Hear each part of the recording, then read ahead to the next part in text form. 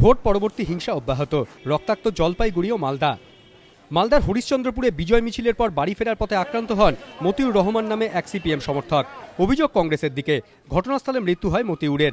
6 কংগ্রেস সমর্থকের বিরুদ্ধে থানায় অভিযোগ জানিয়েছে মৃত সিপিএম কর্মীর পরিবার, যদিও সিপিএম এর অভিযোগ অস্বীকার করেছে কংগ্রেস।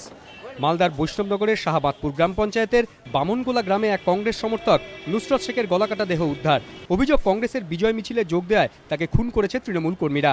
অভিযোগ অস্বীকার করেছে তৃণমূল। অন্যদিকে সোমবার রাতে জলপাইগুড়ির আলিপুরদুয়ারের পাতলাখাওয়ায় কংগ্রেসের বিজয় মিছিলে তৃণমূল হামলা চালায় বলে অভিযোগ। মৃত্যু হয় তাপস রায় নামে এক কংগ্রেস সমর্থকের। হাসপাতালে ভর্তি অমর বর্মন, স্বপন রায় ও শিবরাম ওরাও নামে আরও 3 জন। কাউন্টিংয়ের পর ওই বুথটাতে কংগ্রেস জেতে এবং তৃণমূলের কিছু গুন্ডা বাহিনী যারা হেরে যাওয়ার পরে তারা এসে আমাদের অতর্কিত হামলা চালায় আমাদের কংগ্রেসদের উপরে। তাতে দেখা যায় যে অনেকের উপরেই হামলা হয়, তাতে একজন স্পটে মারা যায় বলছে উনি আমাদের এক্স প্রধান, উনি বললো যে ওনার সামনে একজন স্পটে ছিল।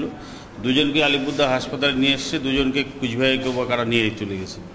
তা এই হচ্ছে ব্যাপার, এটা তৃণমূলের গুন্ডারা এই কাজটা করেছে আর কি। অভিযোগের তীর তৃণমূলের দিকে, যদিও হামলার অভিযোগ অস্বীকার করেছে তৃণমূল। ঘটনার প্রতিবাদে সকাল থেকে পাতলাখাওয়ায় 31 নম্বর জাতীয় সড়ক অবরোধ করেন স্থানীয় বাসিন্দারা। দাবি, অবিলম্বে গ্রেপ্তার করতে হবে দোষীদের। ঘটনাকে ঘিরে উত্তেজনা রয়েছে এলাকায়। রাজা চট্টোপাধ্যায়, এবিপি আনন্দ।